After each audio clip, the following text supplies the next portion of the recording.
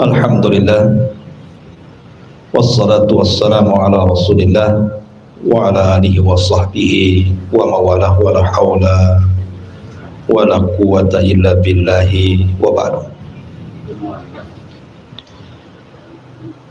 Baik, kita akan lanjutkan kajian kita, masih membahas kitab Tauhid, dan kita masuk pada bab ke-35, bersabar terhadap takdir Allah subhanahu wa ta'ala. Mu'allif rahimahullahu ta'ala masih menjelaskan kepada kita tentang ibadah hati. Nah, salah satu ibadah hati yang sangat penting sekali yang dikatakan oleh Ali bin Abi Thalib radhiyallahu an, bimanzilatir ra'si anil jasad, di mana ibadah ini sama dengan posisi kepala di atas badan. Apa itu? As-sabru ala aqdarillahi azza wa jal, bersabar terhadap takdir Allah subhanahu wa ta'ala. Ma'asyiral muslimat yang dimuliakan Allah subhanahu wa ta'ala, sering kita mendengar pembagian sabar dalam Islam itu, di mana sabar itu terbagi menjadi 3 bagian. Sabar ketika menjalankan ketaatan, sabar ketika menjauhi kemaksiatan, dan sabar ketika menghadapi qada dan qadar. Lah, yang dimaksud dalam bab ini adalah sabar yang terakhir, sabar terhadap qada dan qadar Allah subhanahu wa ta'ala. Dunia ini secara keseluruhan ibu adalah sabar. Secara keseluruhan dunia ini adalah kesabaran. Karena setiap manusia pasti diuji. Tidak ada satu manusia yang hidup di bumi yang tidak diuji oleh Allah. Pasti diuji. Dan ujian itu perlu kesabaran. Bahkan orang ingin mendapatkan nikmat saja harus sabar. Ibu ingin punya anak, ibu harus sabar, mengandung 9 bulan dengan berbagai macam keletihan kelemahannya. Setelah anak itu lahir kemudian disusui 2 tahun, kemudian diberikan pendidikan, sabar, harus sabar.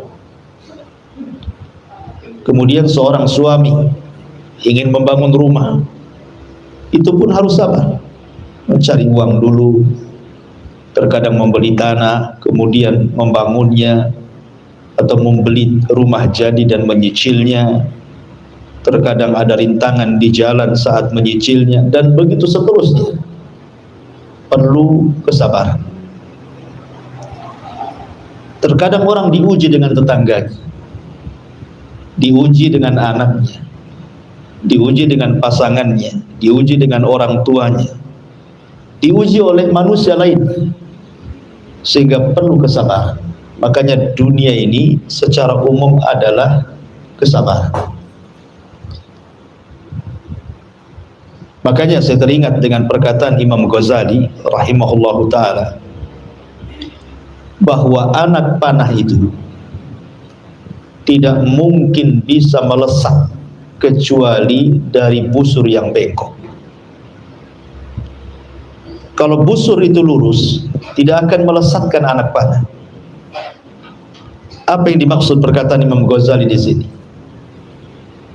Manusia itu tidak mungkin melesat masuk ke dalam surga kecuali terkadang dibengkokkan dulu kehidupannya. Maksudnya diuji dulu kehidupannya. Karena ada tingkatan-tingkatan surga itu yang tidak bisa diraih dengan sholat, tidak bisa diraih dengan puasa, tidak bisa diraih dengan sedekah dan ibadah-ibadah yang lainnya, dan hanya bisa diraih dengan kesabaran. Makanya kenapa kemudian sabar ini tingkatan ibadah yang paling tinggi, karena juga pahalanya tanpa batas, di mana Allah Subhanahu wa taala mengatakan, innama yuwaffas sabiruna ajrahum bighairi hisab. Sesungguhnya Allah akan membalas orang-orang yang sabar itu dengan pahala tanpa batas. Ma'asyiral muslimat yang dimuliakan Allah Subhanahu wa taala, akan tetapi kalau kita melihat kondisi manusia, saya, ibu atau siapapun, apabila diuji oleh Allah Subhanahu wa taala dengan sebuah ujian, maka manusia dengan ujian itu ada 4 tingkatan. Semua manusia seperti itu. Manusia di depan ujian itu ada 4 tingkatan. Tingkatan yang pertama, dan ini yang paling buruk, dia tidak bersabar dan tidak redha. Dia tidak bersabar dan tidak redha. Terkadang kemudian dimunculkan dengan kata-kata, dengan celaan, mencela Allah Subhanahu wa taala, mencela manusia, mencela kehidupannya, karena dia tidak sabar dan tidak redha. Sehingga terkadang kemudian mulutnya mengucapkan kalimat-kalimat yang menolak takdir Allah Subhanahu wa taala. Kenapa saya terus yang sakit, kenapa dia tidak? Kenapa saya terus yang bangkrut, kenapa dia tidak? Kenapa anak saya terus yang seperti ini, kenapa anak orang tidak? Dan begitu seterusnya. Ini tingkatan yang pertama. Dan ini seburuk-buruknya manusia, karena telah suudzon kepada Allah Subhanahu wa taala. Orang ini tidak paham bahwa kehidupan kita ini sudah diarahkan oleh Allah Subhanahu wa taala. Allah tahu yang terbaik bagi kita. Kan Allah yang menciptakan kita, Allah yang memberikan rizki kepada kita, dan Allah sudah mengatur kehidupan kita, mulai dari ajalnya, kemudian rizkinya, hidupnya, bahagianya, celakanya, kan sudah diatur. Dan Allah memberikan terbaik kepada kita. Tapi orang ini ketika diuji oleh Allah Subhanahu wa taala yang merupakan jalan hidupnya, dia pun kemudian menolak takdir dan menyalahkan Allah serta ngamuk-ngamuk lisannya. Ini tingkatan yang pertama. Tingkatan yang kedua, dia sabar, tetapi dia tidak redha. Dia sabar tetapi tidak redha. Maksudnya dia diam saja. Dia berusaha untuk sabar. Memang dia tidak mencela orang, dia tidak mencela Allah, dia tidak mencela dengan lisannya siapapun, tetapi hatinya tidak redha dengan ujian itu. Jadi kalau seandainya tersentuh nih dengan ucapan orang tentang musibah yang dialaminya, keluar semua unek-uneknya. Tapi kalau tidak disentuh, dia diam saja. Tapi kalau disenggol, dia baru cerita semuanya. Ini orang yang sabar tapi tidak redha. Kondisi yang kedua ini tentu lebih rendah dibandingkan yang pertama. Kemudian yang ketiga, dia sabar dan dia redha. Dan ini adalah orang yang paling baik. Ketika diberikan ujian oleh Allah Subhanahu wa taala, dia sabar. Dia tahu ini datang dari Allah dan akan kembali kepada Allah Subhanahu wa taala, dan dia redha. Hatinya ikhlas dengan musibah yang Allah timpakan kepadanya. Dan tingkatan yang paling tinggi dari yang ketiga ini, bukan hanya sekedar sabar, bukan hanya sekedar redha, tapi dia pun mengucapkan alhamdulillah. Maksudnya ucapan alhamdulillah di sini mengingat nikmat yang masih ada. Jadi dia bersyukur dengan nikmat yang masih ada, dan dia pun redha serta bersabar. seperti yang terjadi kepada seorang salaf, seorang tabi'in namanya Urwah ibn Zubair radhiyallahu anhu. Jadi Urwah ini suatu ketika terkena penyakit ya semacam gula, mungkin ya bahasa kitanya diabetes, yang mengakibatkan kakinya harus diamputasi. Di zaman itu untuk mengamputasi itu kan tidak mudah, Bu, karena tidak ada alat-alat dan perobatan seperti sekarang. Ada biusnya, ada obat lukanya, dan begitu seterusnya.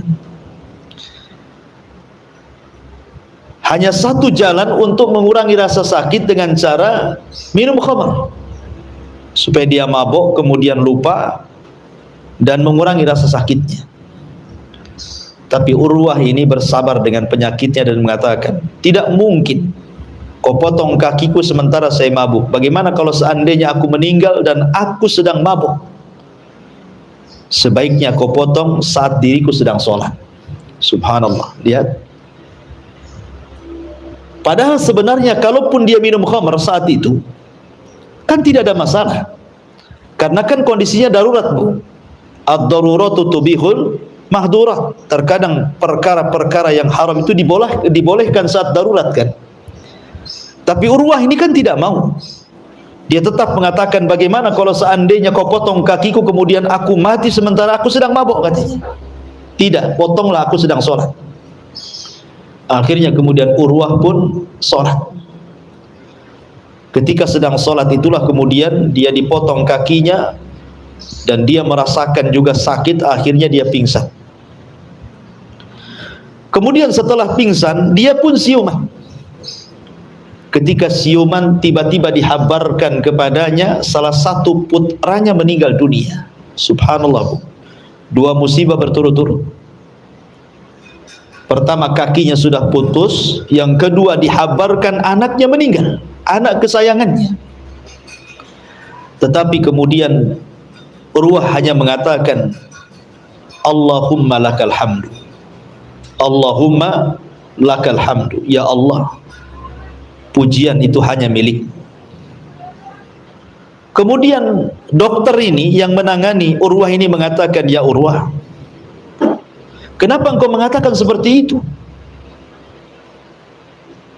Maka Urwah mengatakan, tidakkah kau lihat Allah subhanahu wa ta'ala telah memberikan kepadaku 4 anggota badan dalam badan, 2 tangan dan 2 kaki. Kakiku hilang 1, aku masih memiliki 3 anggota badan. Bukankah aku memiliki 7 putra?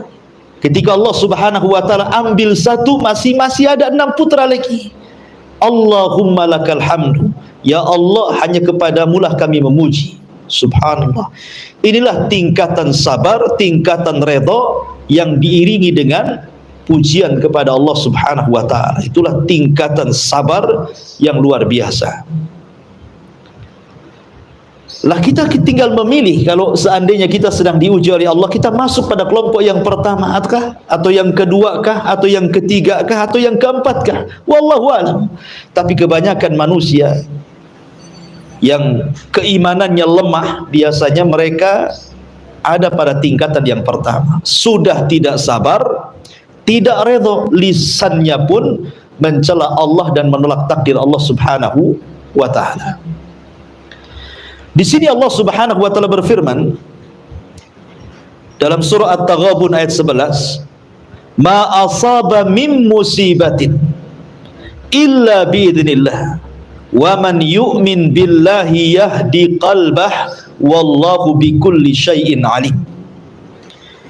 Tidak ada satupun musibah yang menimpa seseorang kecuali dengan izin Allah. Barang siapa beriman kepada Allah, niscaya dia akan memberikan petunjuk kepada hatinya. Allah Maha mengetahui segala sesuatu. Al-Qamah, seorang ahli tafsir, mengatakan bahwa ayat ini berbicara tentang seseorang yang ditimpa musibah, lantas dia sadar bahwa musibah itu datang dari Allah, maka dia pun rela dan pasrah serta bersabar kepada Allah subhanahu wa ta'ala. Jadi kalau seandainya ibu mendapatkan musibah dari Allah, kemudian yakin musibah itu adalah datang dari Allah. Allah yang berkehendak kita ini mendapatkan musibah, dan musibah ini sudah dicatat 500 tahun sebelum Allah menciptakan langit dan bumi kepada kita. Maka Allah akan berikan hidayah kepada kita, kepada hati kita, sehingga hati kita akan bersabar, akan tenang, dan akan yakin bahwa akan ada kemudahan setelah datangnya kesulitan. Dan itu harus ada keyakinan bahwa inna ma'al usri yusra, bahwa setiap kemudahan, setiap kesulitan itu pasti akan mendatangkan kemudahan. Sebelum kita lanjut dalil-dalil yang dicantumkan mu'alif, saya ingin menjelaskan beberapa kisah, ibu ya, tentang kesabaran para ulama salaf ketika ditimpa musibah oleh Allah Subhanahu wa ta'ala. Kalau kita melihat di zaman Nabi Shallallahu Alaihi Wasallam, ada seorang wanita yang berkulit hitam. Wanita ini Allah Subhanahu wa ta'ala takdirkan diberikan penyakit berupa penyakit ayan. Taulah ibu ya, penyakit ayan itu kalau datang itu tidak sadar, sehingga terkadang dia menyingkap-nyingkap auratnya dan dia tidak tahu kalau dia sedang menyingkap auratnya. Kemudian dia mendatangi Nabi Shallallahu Alaihi Wasallam dan mengatakan, ya Rasulullah, aku seorang wanita yang terkena penyakit ayan, dan kalau seandainya aku sedang mengalami penyakit itu, terkadang aku tersingkap-singkap auratku tanpa sadar. Ya Rasulullah, doakan kepada Allah agar aku diberikan kesembuhan. Wanita ini meminta kepada Rasul agar Rasul berdoa kepada Allah, dan Allah memberikan kesembuhan kepada wanita ini. Lalu apa kata Nabi Shallallahu Alaihi Wasallam? Nabi Shallallahu Alaihi Wasallam memberikan pilihan lain dan mengatakan, in sabarti walakil jannah, in sabarti walakil jannah. Kalau engkau mau bersabar dengan penyakitmu, maka Allah Subhanahu wa ta'ala akan hadiahkan kepadamu surga. Tinggal milih. Kalau engkau ingin sembuh, aku akan berdoa kepada Allah, Allah akan sembuhkan penyakitmu. Atau jika engkau bersabar dengan penyakitmu, maka Allah Subhanahu wa ta'ala akan hadiahkan kepadamu surga. Milih mana? Ini kan pilihan yang sulit, bu. Tetapi wanita ini subhanallah, dia mengatakan, idan sa'asbir ya Rasulullah. Kalau begitu wahai Rasulullah, lebih baik aku sabar, karena jelas pahalanya surga. Akan tetapi ya Rasulullah, biarkan penyakitku bersarang pada badan, tetapi berdoalah kepada Allah, kalau datang penyakit itu kepadaku, janganlah sampai aku menyingkap-nyingkap auratku, katanya. Lihat bagaimana kesabaran wanita ini. Dia memilih surga walaupun dia harus di atas penyakitnya. Begitulah pelajaran ulama salaf dulu. Karena begini, bu, Allah Subhanahu wa ta'ala ketika berfirman di dalam Al-Quran tentang pentingnya seseorang itu bersabar, apa kata Allah Subhanahu wa ta'ala? Wa basyiri sabirin alladzina idza asabatkum musibah qalu inna lillahi wa inna ilaihi rajiun. Wa basyiris sabirin, beri kabar gembira kepada siapa? Kepada orang-orang yang sabar. Sabar itu dikatakan sabar, bukan setelah ibu lupa tentang musibah, bukan itu. Kebanyakan orang sabar itu kalau sudah lupa dengan musibah, mungkin dengan berjalannya waktu, bu ya, Mungkin salah seorang dari kita ada yang ditinggal mati oleh orang yang dicintainya, entah pasangannya, entah anaknya, entah orang tuanya, atau siapapun lah yang kita cintai. Terkadang baru kita sabar itu kalau sudah berlalunya waktu, sudah sedikit melupakan, baru kita mau sabar. Bukan itu. Sabar itu bukan setelah lupa akan musibah. Dahulu di zaman Nabi SAW, ada seorang ibu meninggal, salah satu putrinya meninggal, dan itu putri si mata wayangnya meninggal dunia. Akhirnya kemudian sang ibu ini menangis di kuburan putrinya ini, tidak mau pulang dia. Kemudian lewatlah Nabi SAW.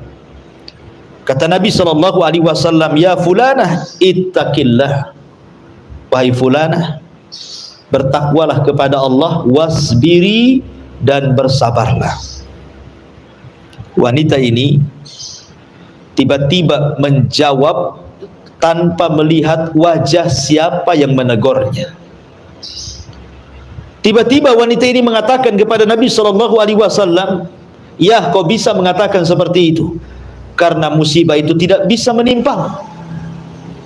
Kau bisa mengatakan seperti itu dengan mudahnya karena musibah itu tidak menimpa.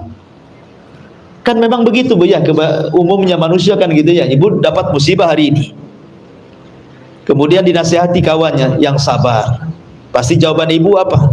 Iya, kau bisa ngomong sabar sama saya, kok kan nggak merasakan. Nah, kan begitu ya umumnya orang itu kalau dinasihati pasti ngomong begitu tuh, karena dia yang merasakan musibah kan. Orang kan nggak merasakan, orang hanya bisa menasihati yang sabar, yang sabar. Ya jawaban kita, iya kau bisa saja ngomong begitu, sabar enak kali. Bukankah yang kena musibah saya? Lah wanita ini ngomong begitu kepada Nabi. Tapi Nabi SAW ini bukan tempat berdebat.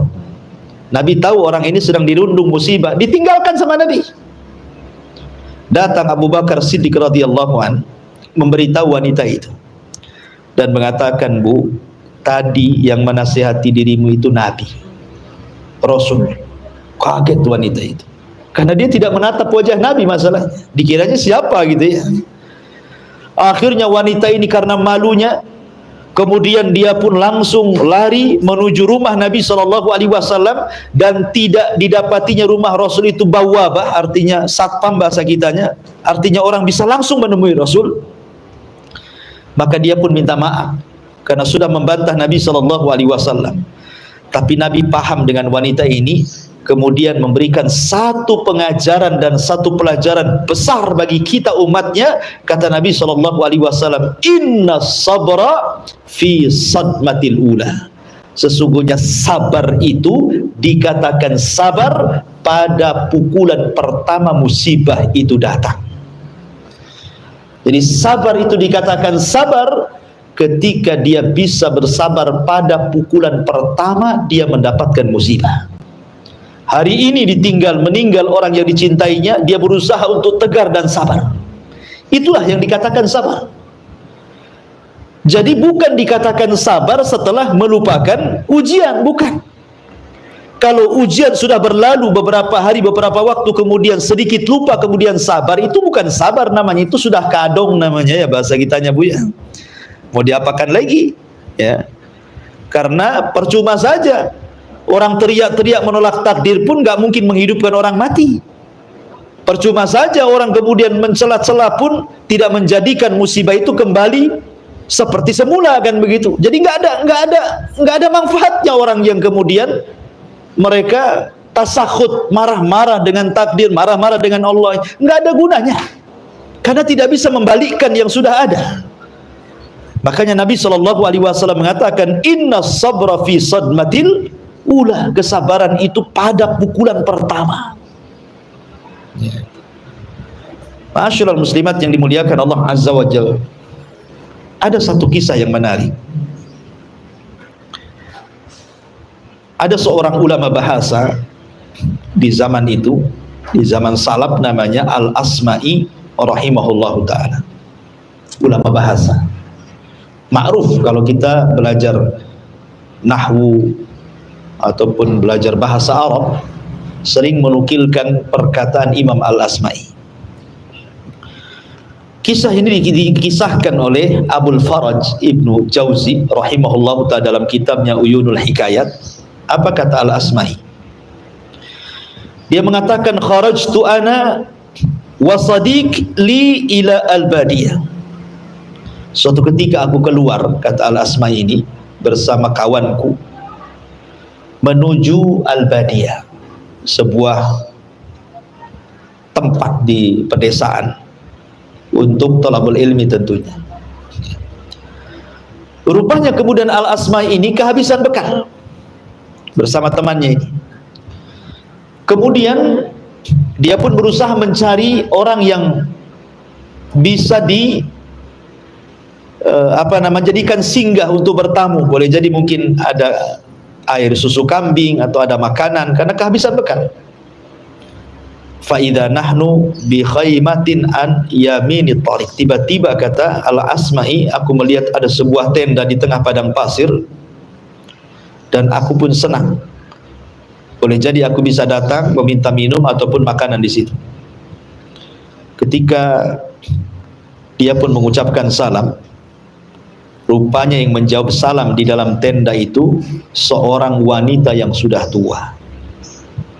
Seorang wanita yang sudah tua menjawab salamnya Al-Asma'i di dalam tenda itu. Kemudian wanita ini bertanya, "Ma antum, siapa kalian?" Maka Al-Asma'i mengatakan, "Qaumun dhalun anit tariq atainakum fa ansana bikum." Kami kaum yang tersesat dari jalan. Kami membutuhkan bekal sehingga datang kepada kalian. Maka wanita ini mengatakan, "Ijlisu alaihi ila an ya'tiya ibni." Bisa enggak kalian tunggu sebentar sampai datang putraku. Nanti kalau datang putraku, dia yang akan memerahkan air susu dari kambing dan akan menyembelih seekor kambing dan akan dimasakkan untuk kalian. Maka Al-Asma'i pun kemudian menunggu sampai datang anak dari ibu tua ini. Ketika sudah agak lama Al-Asma'i ini duduk, tiba-tiba dari kejauhan ada dua ekor unta, yang satu ditunggangi, yang satu tidak ditunggangi.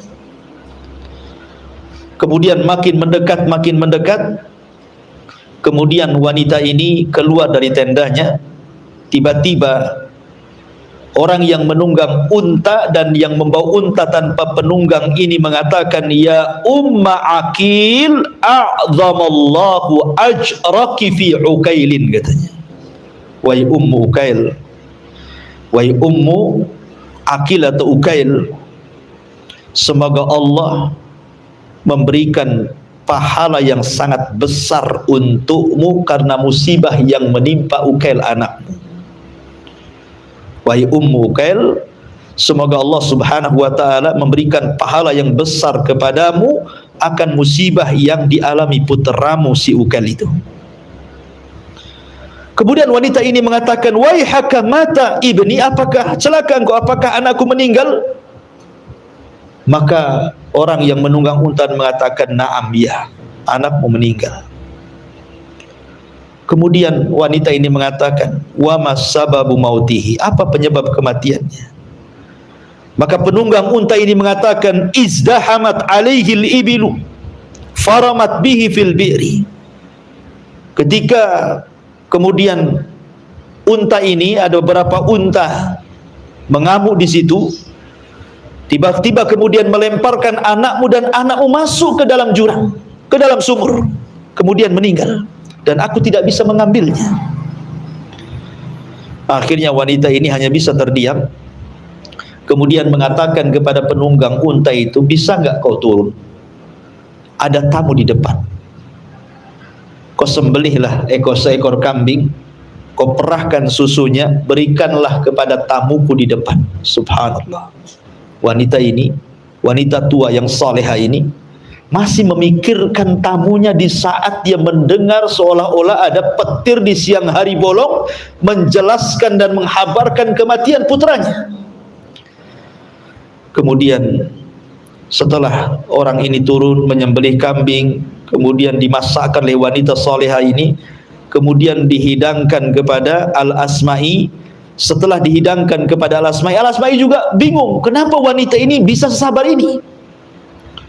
Kemudian kata wanita ini setelah kemudian semua kenyang makan, kata ibu ini, wahai anakku, maksudnya kepada tamu Al-Asma'i ini, saya lihat di antara kalian ada yang bisa menghafal Quran. Bisa enggak bacakan kepadaku satu ayat dalam Al-Quran? Maka Al-Asma'i mengatakan, bisa. Kemudian dia mengutip firman Allah Subhanahu wa taala surah Al-Baqarah ayat 155 dan 157, wa basyiris sabirin alladzina idza asabatkum musibatun qalu inna lillahi wa inna ilaihi rajiun ulaika alaihim salawatu mir rabbihim wa rahmah wa ulaika humul muhtadun. Beri kabar gembira kepada orang-orang yang sabar, orang-orang yang ditimpa, apabila ditimpa musibah kepada mereka, mereka mengatakan inna lillahi wa inna ilaihi rajiun. Wanita ini mengatakan, Allah innaha la fi kitabillahi hakada, demi Allah memang harusnya seperti itu, memang harusnya seperti itu. Kemudian wanita ini mengatakan inna lillahi wa inna ilaihi rajiun indallahi ahtasibu ukailan. Dia mengatakan hanyalah milik Allah dan akan kembali kepada Allah. Aku hanya mengharap pahala kepadamu ya Rabb karena kematian putraku. Kemudian wanita ini salat. Kemudian ketika salat pun Allah Subhanahu wa taala takdirkan dia meninggal dunia. Kata Al-Asma'i, subhanallah, aku tidak pernah melihat seorang wanita sesabar wanita itu. Lihat bagaimana kisah wanita yang luar biasa ini. Ya. Dan ini contoh bagi kita kan, bagaimana kesabaran orang-orang dulu. Karena begini Bu, kalau orang itu berdoa kepada Allah Subhanahu wa taala, minta pahala akan kesabaran kita, minta ganti apa yang sudah hilang dari kita, ibu harus yakin Allah yang memberikan ujian, Allah yang akan memberikan pahala kepada ujian tersebut. Allah yang mencabut kenikmatan kita, Allah juga yang akan menggantikan kenikmatannya kok. Bahkan terkadang Allah akan ganti yang jauh lebih baik lagi. Contoh, di zaman para sahabat ada seorang wanita namanya Ummu Sulaim. Ummu Salamah.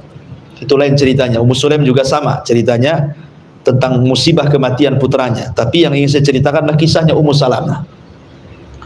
Ummu Salamah ini menikah dengan Abu Salamah, dan itu sahabat yang awal-awal masuk Islam tuh. Ya. Kesabarannya luar biasa Ummu Salamah ini. Jadi Allah takdirkan ketika mereka hijrah ke Habasyah, kemudian menyusul hijrah ke kota Madinah, kemudian terjadi perang Badar dan perang Uhud. Suaminya terluka di perang Uhud, kemudian mengakibatkan meninggal dunia. Dan Ummu Salamah, tidak ada laki-laki yang jauh lebih dicintai dibandingkan Abu Salamah. Nabi SAW bertakziah kepada Ummu Salamah, kemudian memberikan nasihat dan mengatakan, ya Ummu Salamah, quli, katakan, Allahumma jurni fi musibati wa khluf li khairan min zawji. Katakan ya Ummu Salamah, katakan kepada Allah, berikan pahala atas musibah yang menimpaku dan gantikanlah Abu Salamah dengan ganti yang jauh lebih baik lagi. Awalnya Ummu Salamah tidak mengucapkannya, tapi Rasul mengatakan sudah, ucapkan saja, ini doa baik. Maka Ummu Salamah mengucapkan dua kalimat ini, ya Allah, berikan pahala akan musibah yang menimpaku dan gantikan Abu Salamah dengan manusia yang jauh lebih baik lagi. Selang beberapa waktu, akhirnya Rasul pun melamar Ummu Salamah. Subhanallah, Allah ganti yang lebih baik lagi.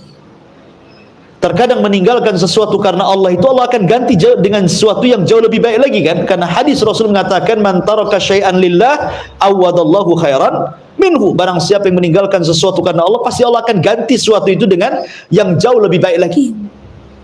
Itu berkat kesabaran. Yakin bahwa kalau seandainya kita ditimpa musibah nih, mungkin usaha kita gulung tikar, mungkin kita sakit, mungkin kita ini, kita itu. Kalau kita berdoa kepada Allah agar kita mendapatkan pahala dari musibah yang diderita kita, kemudian kita minta kepada Allah gantinya, saya yakin Bu, Allah pasti akan mengganti dengan sesuatu yang jauh lebih baik lagi, tidak di dunia, di akhirat. Ya. Maka di sini mu'alif rahimahullah ta'ala mengatakan ma asaba min musibatin illa biidznillah. Tidak ada satu musibah pun yang menimpa seseorang kecuali karena izin Allah subhanahu wa ta'ala. Kemudian juga riwayat dalam Sahih Muslim dari Abu Hurairah radhiyallahu an, Nabi SAW bersabda, "Itsnatani fin nasi huma bihim kufrun at-ta'nu fin nasabi wan niyahatu 'alal mayyit." Dua perkara yang masih dikerjakan orang padahal kedua-duanya adalah kekafiran. Satu, mencela nasab orang lain, yang kedua meratapi orang yang telah meninggal. Dan Imam Bukhari Muslim meriwayatkan secara marfu dari Abdullah ibn Mas'ud radhiyallahu anhum, "Laisa minna man darabal khudud wa syaqqal juyub wa da'a bid'awal jahiliyah." Tidaklah termasuk golongan kami, kata Rasulullah, ketika ditimpa musibah mereka memukul-mukul pipi, merobek-robek kerah baju, atau menyeru-nyeru seperti seruan orang-orang jahiliyah. Di sini mu'alif ingin mencontohkan kepada kita tentang orang-orang yang tidak sabar dengan takdir, orang yang tidak sabar dengan qada dan qadar Allah subhanahu wa ta'ala. Siapa mereka? Salah satunya adalah orang yang niyahatu alal mayyit, meratap dan meraung karena kematian. Meratap dan meraung karena kematian. Tetapi perlu dibedakan, Bu, kalau menangis tidak masalah. Menangis karena kematian itu tidak ada masalah. Nabi saja ketika meninggal putranya Ibrahim, putra Maria Kibtiyah, menangis. Sampai Abdurrahman ibn Auf bertanya soal tangisan Nabi SAW, dan Nabi SAW mengatakan, "Ya Abdurrahman, ini adalah tangisan rahmat." Enggak masalah, orang menangis itu manusiawi. Ya. Atau saat Nabi SAW meninggal dunia, Fatimah menangis.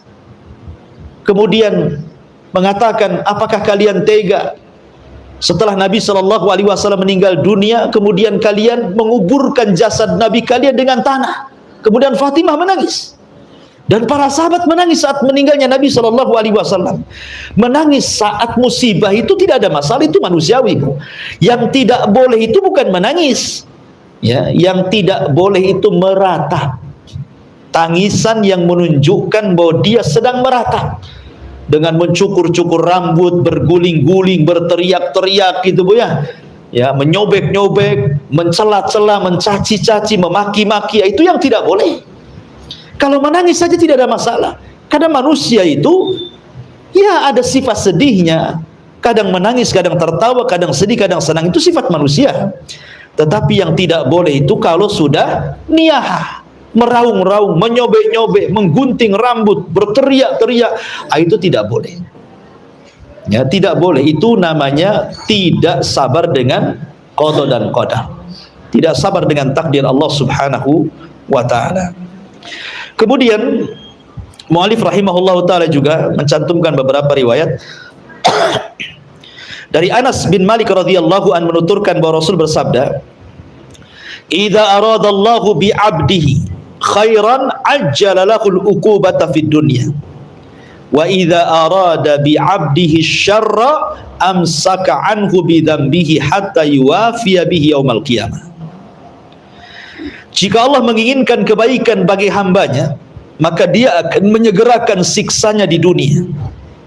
Akan tetapi jika dia menginginkan kejelekan bagi hambanya, maka dia akan menunda siksaannya sampai dia membalasnya pada hari kiamat. Dan Rasul pun bersabda, "Inna idhamal jaza ma idhamil bala, wa inna Allah ta'ala idza ahabba qauman ibtalahum faman radiya falahu ridha wa man sakhita falahu sukhtu." Sesungguhnya besarnya balasan itu setimpal dengan besarnya cobaan. Jika Allah mencintai sekelompok orang, maka dia akan menguji mereka. Barang siapa di antara mereka redha, maka Allah pun redha dengan mereka, dan barang siapa yang murka, maka Allah pun murka dengan mereka. Artinya begini, Bu, ujian ini jangan kemudian kita sangkakan ini azab dari Allah. Bukan. Karena banyak orang yang ditimpa oleh Allah sebuah ujian dan musibah, seolah-olah dia menyangka ujian dan musibah itu adalah azab dari Allah Subhanahu wa taala. Tidak. Ya, jangan sampai ja'ala fitnatan nas ka adzabillah, menjadikan fitnah manusia seperti azab dari Allah Subhanahu wa taala. Tidak boleh. Ya, dengan kemudian mengatakan, ya Rabb, kenapa mesti saya yang kau terus uji? Kenapa mesti anak saya yang kau terus uji? Kenapa mesti usaha saya yang terus kau uji? Dan begitu seterusnya. Seolah-olah ujian itu azab bagi dia. Bukan. Karena terkadang Allah itu kalau hendak berbuat baik kepada hambanya, maka Allah akan segerakan hukumannya di dunia. Ya, karena tidak mungkin kemudian orang itu akan ditimpakan perasaan dua takut di dunia dan di akhirat. Kalau orang dia merasa takut di dunia, maka akan aman di akhirat. Kalau dia merasa aman di dunia, dia akan takut di akhirat. Ya. Jadi ketika Allah Subhanahu wa taala kemudian menakut-nakuti dia di dunia dengan musibah gitu ya, maka jangan perlu takut. Anggaplah ini ujian itu untuk menggembleng kita, bahwa kita tidak mungkin masuk surga dengan mudah kecuali dengan adanya ujian, dan adanya ujian itulah muncul kesabaran. Lihat firman Allah Subhanahu wa taala, Bu. Allah mengatakan apa? Wasari'u ila maghfiratin mir rabbikum wa jannatin arduhas samawat wal ard uiddat lil muttaqin.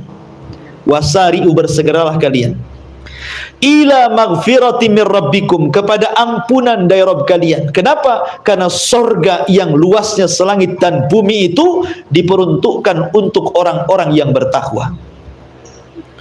Pertanyaannya, lihat bagaimana Allah menyediakan sorga luasnya selangit dan sebumi untuk siapa? Untuk orang yang bertakwa. Siapa orang yang bertakwa ini? Allah katakan, alladzina yunfikuna fis sarra'i wadh dharra wal kadhiminal ghaid wal afina 'anil nas. Orang-orang yang bisa menafkahkan dengan hartanya dalam kondisi sarra wa dharra, baik dalam kondisi senang ataupun sulit, dia tetap menginfakkan hartanya. Tetapi tidak cukup sampai di sini. Ya Rabb, saya tidak bisa berinfak untuk meraih sorga yang seluas selangit dan sebumi. Maka ada yang keduanya. Apa itu? Wal kadhiminal ghaid, dan berusaha untuk sabar, ya, menyembunyikan kemarahan. Artinya sabar. Dicaci ya sabar, dimaki ya sabar, difitnah ya sabar, dibuli ya sabar, ngomong tentang apa saja soal ibu-ibu sabar, pokoknya sabar. Ya, ya, artinya sabar itu wal kadhiminal ghaid. Tapi cukupkah? Tidak. Wal afina 'anin nas, supaya kita jangan menaruh dendam. Maafkan manusia yang sudah menyakiti kita, maafkan mereka, supaya jangan menaruh dendam gitu ya. Lihat bagaimana akhlak sabar ini adalah satu-satunya jalan untuk mendapatkan sorga yang luasnya selangit dan sebumi. Luar biasa, Bu. Makanya di sini Allah mengatakan, Rasul mengatakan, inna idhamal jaza ma idhamil bala. Besarnya balasan itu disesuaikan dengan besarnya ujian dan cobaan. Makanya para ulama mengatakan, kalau kita diuji itu supaya agak tenang hatinya, satu, Bu, berjalanlah dengan takdir Allah. Jadi kalau ibu dapat musibah, sakit, usahanya gulung tikar, suaminya macam-macam, anaknya kurang ajar, orang tuanya juga, dan begitu seterusnya, dapat tetangga yang tidak baik gitu ya, maka berjalanlah dengan takdir Allah, bahwa semua sudah ditakdirkan Allah. Yang kedua, lihatlah perjalanan Nabi sallallahu alaihi wasallam.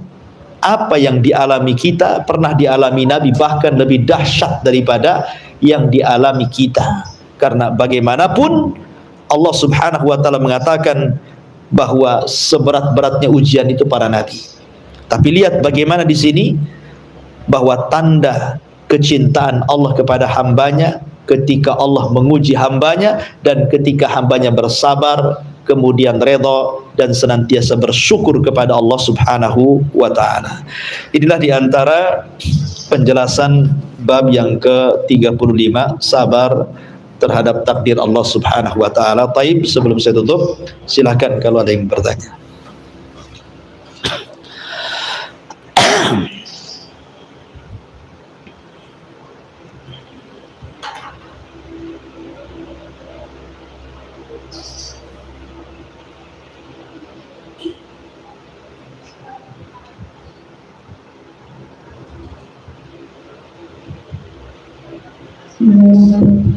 Assalamualaikum warahmatullahi wabarakatuh. Waalaikumsalam. Ustaz, tadi ada menjelaskan tentang musibah itu. Kadang kan manusia berpikir, oh mungkin ini bala dari Allah gitu pada kita. Makanya Allah memberikan itu. Namanya pikiran manusia ya Ustaz, ya, tentu kepikiran kita mungkin ini dosa-dosa kita gitu. Tapi ada sebagian Ustaz yang mengatakan jangan kita memikirkan itu dosa atau bala atau itu azab gitu. Tapi pikirkan ini adalah momen terbaik untuk kita kembali kepada Allah gitu kan Ustaz. Iya. Jadi bagaimana kita mengambil momen itu agar kita hati kita menjadi ridho gitu. Iya. Apapun yang diberikan Allah kepada kita gitu. Iya. Yang kedua Ustaz gitu kan kalau orang tua kita meninggal dunia, terus kita mungkin menangis itu wajar gitu kan Ustaz kan. Tapi kadang kalau kita teringat fotonya, Iya, paham. Kadang-kadang masih sedih juga ya. apa itu berat hati gitu. Iya, paham. Baik. Iya, yang pertama, betul tadi kata Ibu bahwa kalau Allah Subhanahu wa taala menimpakan sebuah musibah kepada kita, jangan terlampau dipikirkan. Apakah musibah ini gara-gara dosa saya dulu? Apakah musibah ini gara-gara saya begini begitu? Sudah, jangan kepikiran ke situ. Sebab itu yang akan melemahkan iman orang. Akhirnya kemudian stressing, jadinya stres di hidupnya. Tapi anggaplah musibah itu memang dijadikan untuk memperbaiki, ini momen untuk memperbaiki diri. Kapan lagi? Ya, kapan lagi Allah Subhanahu wa taala mengarahkan kepada kita, karena terkadang nikmat itu datang setelah adanya keperitan. Nikmat itu datang setelah adanya keperitan. Lihat orang yang sakit, contohnya kan, orang yang sakit, anggaplah dia sakit gula, contoh seperti tadi contohnya. Kemudian dokter mengatakan bahwa salah satu anggota badannya harus diamputasi karena itu cara satu-satunya menyembuhkan dia. Akhirnya kemudian dia diamputasi. Otomatis ketika dipotong salah satu anggota badannya, ini kan keperitan Bu, karena dia akan kehilangan salah satu anggota badannya kan. Tetapi setelah proses operasi dipotong kemudian sembuh, dia merasa senang karena tidak tersiksa lagi dengan penyakitnya. Terkadang kesenangan itu datang setelah adanya keperitan. Ya, terkadang Allah Subhanahu wa taala memberikan keperitan dulu kepada manusia, tentu walillahi mathalul a'la, baru kemudian memberikan kesenangan.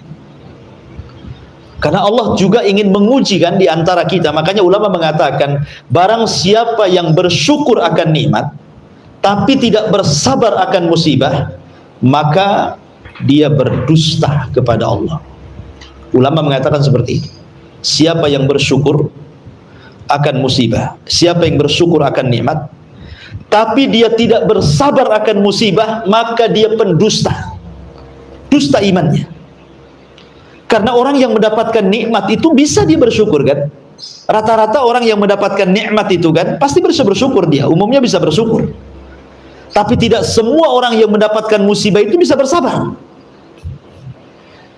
Makanya kemudian musibah itu momen memperbaiki diri kita dan meraih pahala, karena terkadang ada jalan-jalan ke surga yang tidak bisa diraih kecuali dengan kesabaran kan gitu.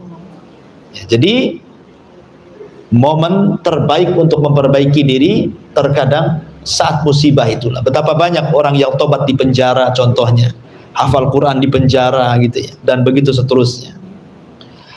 Kemudian yang kedua, adapun ketika orang tua meninggal, kemudian masih teringat, kadang-kadang walaupun sudah 2-3 tahun, kalau teringat dengan orang tua, apalagi teringat dengan dosa kita, kita merasa bahwa orang tua kita dulu tidak digauli dengan baik dengan kita, tiba-tiba sudah meninggal dunia, baru kita teringat.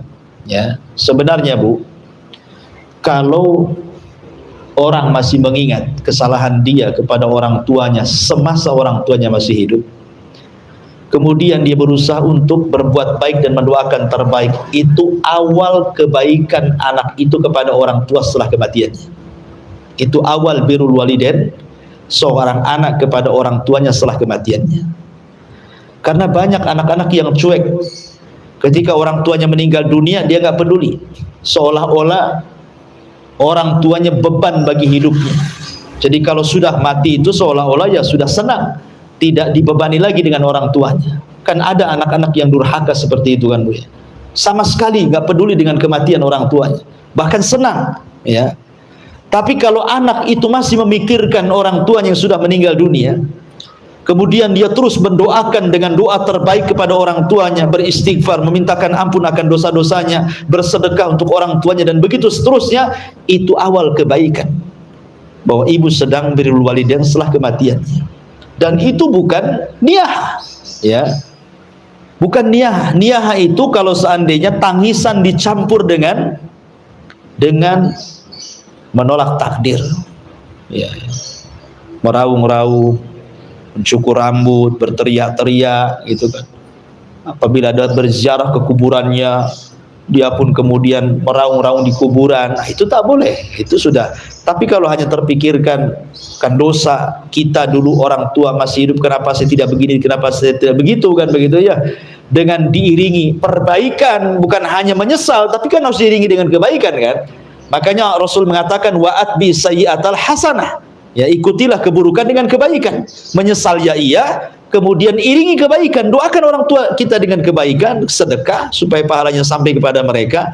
Maka anak ini adalah anak yang berbakti kepada orang tua setelah kematiannya ya.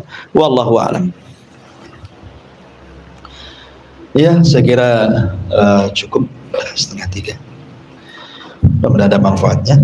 Kita tutup dengan doa kafaratul majlis. Subhanaka wa bihamdika asyhadu an la ilaha illa anta astaghfiruka wa atubu ilaik. Allahu ta'ala. Assalamualaikum warahmatullahi wabarakatuh.